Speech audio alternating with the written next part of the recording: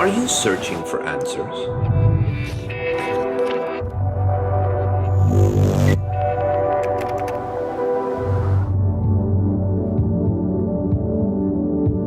Discover your true identity. Stay tuned to Shalom World.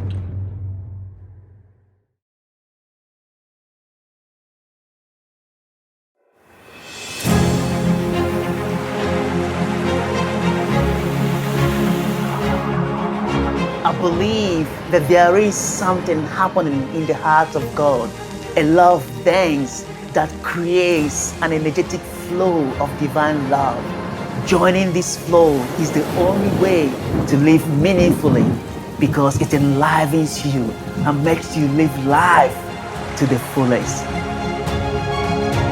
My name is Father Dom Ori, and I invite you with this episode, your identity, to explore who you really are in the heart of God.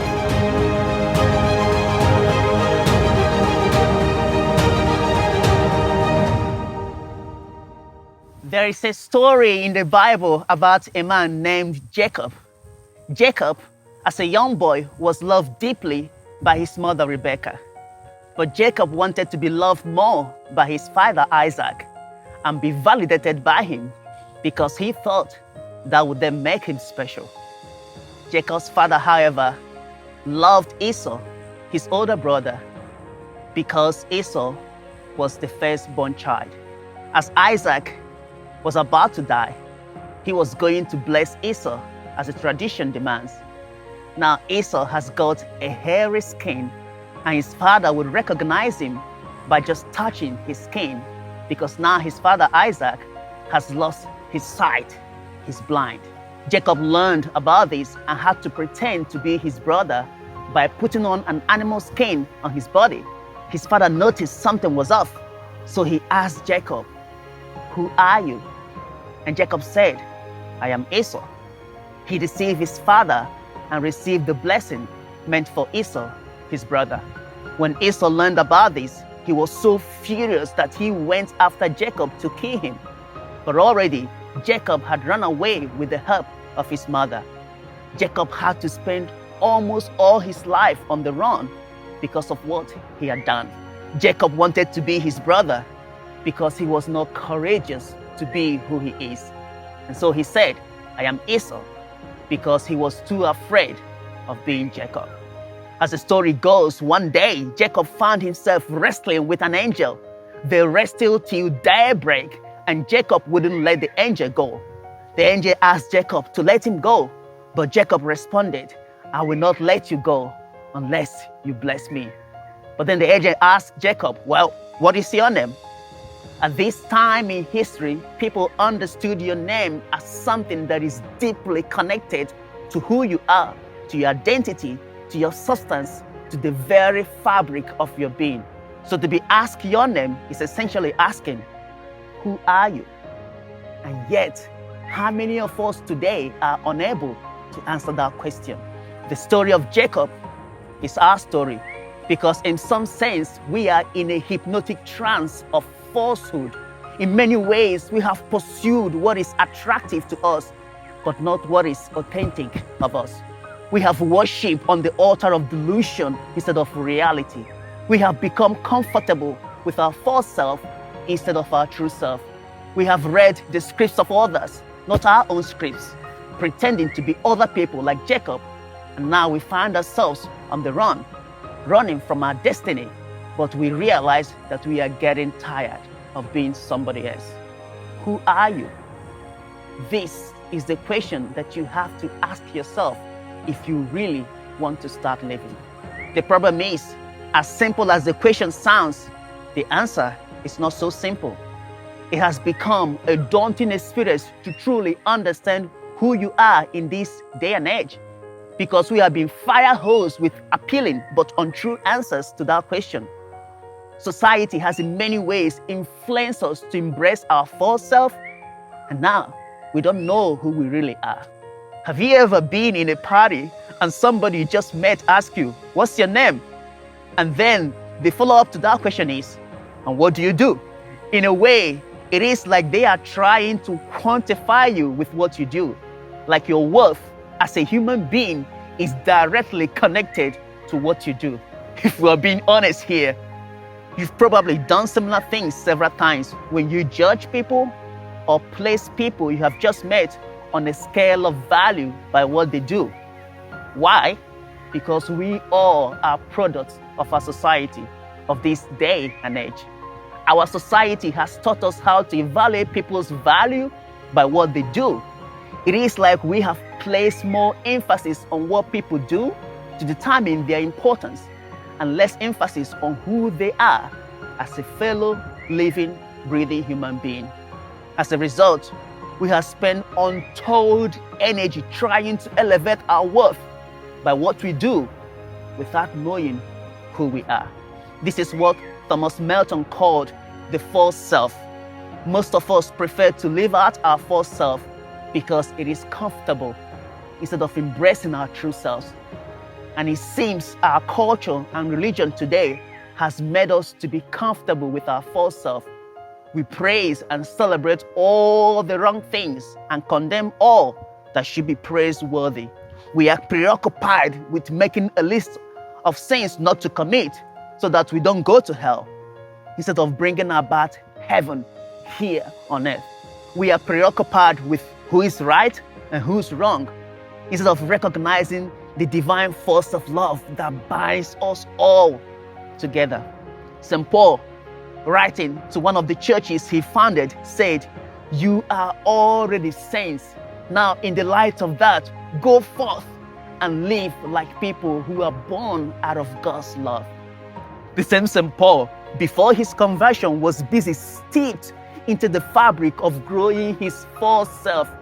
He achieved a lot of things as both a Jew and a Roman citizen, enjoyed being a dual citizen. He was a devout Jew, had a decent education because he studied under Gamaliel. He was well skilled and had lots of connections to the powers that be. He was well known and respected. Paul, who went by the name Saul at that time, thought that his achievements defined him. He held high his religious laws and convictions because they were in a way appealing to the ego. I'm on the right path and others aren't. This is why Saul was persecuting Christians, because he saw these followers of the way as opposing the right Jewish religion and way of life. He would boast about getting his circumcision on the 8th day, which is the normal day to get a circumcision as a Jewish person. And he would glory in his conquest of Christians because for him, he was doing God's job. But then Saul was struck by the dazzling light of God's love and everything changed for him. He went from Saul to Paul and realized that there is no separateness. Anything that gears towards separateness is a false self. There are no thems and us. Now Paul, writing to the Galatians, would say things like, "There is no male nor female, for you are all one in Christ Jesus." In his letter to the Colossians, Paul said that our original identity is hidden in Christ. Knowing this truth is how we encounter our absolute safety in God. It goes in both directions. As Richard Rohr puts it, it is through encountering the absolute safety of God that we discover our true self. And in finding our true self, we find a God who is always and forever larger than we can expect. The truth of our identity wrapped up in God gives us a deep sense of radical okayness and yet humility about our fragility. What a paradox. This is the you that is eternal in Christ, the you that nothing will absolutely change or diminish, the you that is always in union with God, and the you that is ever at home with faith, hope, and love. And faith is the conviction that whatever is happening in your life, it all means something. Hope is a conviction that this something is headed somewhere good and positive. And love is a conviction that this positive movement of your life includes you, your own good. And yes, it defines your very existence. When you are at home with this, you that is at home with faith, hope, and love, that's when you are living from your true identity, what Thomas Merton calls the true self. That is why the true self is never offended, but the false self always finds a way to be offended. Observe that in your life. Once you are in the space where you feel entitled or a victim, you feel offended as though everyone is against you. That is when you are operating from the false self. The true self is what Richard Rohr calls living from the ground of your being. This is your true ground, your deepest and eternal truth. One that was custom made for each and every one of us from the moment of our conception. It is who you are in God and who God is in you. Your true identity is the fact that you are a child of God, and nothing will ever change that. You are born of all there is. You are born of that which is divine, eternal, infinite love and grace, and you are connected to all there is.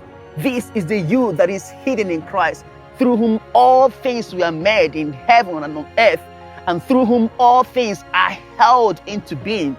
This is the you that is far more than the role you play in the world. You are not the color of your skin. You are not the language you speak. You are not your gender or sex, as Richard Rohr would say.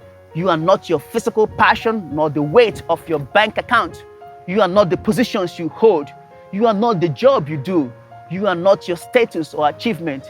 The you that is eternally you is something that goes beyond all these things, beyond all these metaphors. Our task in this life is to awaken and allow our true self to be, and then we can live out our true and deepest messages for the world. This is why you have to dig and excavate deeply in order to build your life on solid ground, the ground of your being. In the Bible, it is what Jesus meant when he said, you have to build your house on solid rock so that the winds of falsehood will not blow you away. And I mean that literally and metaphorically. We need to unlearn the false messages we have inherited from culture, religion, and family so that we can embrace our foundational identity that is hidden in Christ, as St. Paul said in his letter to the Colossians. Sadly, it is hard to know who you are beyond all this when everything around you is screaming to you that your false self is your true self. These go back a long time ago, and we can see it filter in ancient stories and literature. In the Bible, the people of Israel found themselves enslaved by the Egyptians. Every day they would make bricks for all the buildings happening in ancient Egypt, and also build the buildings themselves.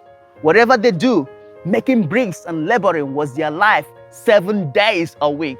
When Moses wanted them to have some days off so that they could make offering to Yahweh, Pharaoh refused to grant them some time off. Instead, he increased their workload, accusing them of being lazy. When your life is fraught with doing stuff because all the voices around you say you are worthless and lazy, if you're not doing stuff, it could easily define who you think you are. For the Israelites, this became their story. When they were rescued from the Egyptians and settled in the desert, God commanded them to set a day apart where they would rest and do no work. This day would be sacred and known as a Sabbath. But it was hard for them to do so because all their life, all that they ever known to do was work. There was no rhythm to their life. The whole life, their entire life was defined by what they did or didn't do. It was as if Egypt in them told them that their worth was the number of bricks they could possibly produce, because it was their only way of getting through the day without additional punishment for not reaching their quota of bricks each day. For them, what it means to be human was directly connected to what they were able to achieve each day through their labor. So now that they have left Egypt, God wanted them to know that their worth is not dependent on what they were able to achieve, but on the fact that they are children of God, whose value and identity is independent of what they were able to achieve. So they will spend the day not doing any work, but resting and remembering the fact that as human beings, they are first and foremost called to be. As Rob Bell would say, you are a human being, not a human doing. But sadly, They have lost sense of that because they have forgotten who they are. Egypt was hard to leave them even when they have left Egypt. They were enslaved to doing stuff without knowing how to be. Is this you? You have spent your entire life building a certain identity for yourself, and yet you feel so lost on the inside. You have tried everything they say that will satisfy your inner hunger, and you feel so empty, lost, and disconnected to the source of life, disconnected to what it means to be. You have achieved a lot, and yet you have achieved nothing. When you feel this restlessness in you, the longing that there is something more, like you have settled or trapped in your own life, it is a sign that you have been operating from the false self and you don't know who you are. The other day, I was having lunch with a friend of mine, and during our conversation, she said to me, "Dom, I don't know what I'm doing anymore because I don't know where my life is headed to." To which I responded, "Aren't we all?" But there was a pain in her heart as she said those words. You could feel it through her voice. It is the pain of, what am I doing with my life? The pain of feeling like you are just skimming through your own existence, going through the motion, or having to endure another day of misery. The feeling of despair that tomorrow is going to be a repeat of today. Like you are a cog in a wheel and your thoughts about your identity is deeply connected to what you do. When you don't know who you are, you don't know what to do with your life. As Richard Rohr once said, when you get the question of who you are right, what you are to do takes care of itself. Don't ever believe the lie that who you are is directly connected to what you do or what you have achieved. I remember when I was training to be a priest, I would dream of the day that I would be ordained a priest so that people would call me Father Dom. I began building much of my identity on the title that I will eventually get from being a priest. It meant a lot to me that when I became a priest and people call me by my name without saying Father, that would get me offended. In a way, I was thinking that by not being called Father, they were diminishing my worth and who I am. And I wanted to control that because we all want to control what people think of us, don't we? I spent a lot of energy building and polishing my false self without even realizing it. And it made me very miserable because it is exhausting. When I realized what had happened, it was the first time I started asking myself, who am I really? That was the start of my journey. I realized that I was living by other people's validation of what I thought was my identity. And it hit me so hard. The truth became clear to me. When you live by other people's validation, you would die of their criticism. This was a hard lesson that I had to learn, but one that plunged me into the hard journey of awakening to my true identity that is hidden in Christ. I don't have anything against using your titles, but let them not become your identity because they are false and they will always fail you. Your journey of awakening is the journey of becoming who you already are. It is your life goal and it's something you need to awaken to by allowing yourself to be in a very conscious way, saying your yes to the absolute source of life.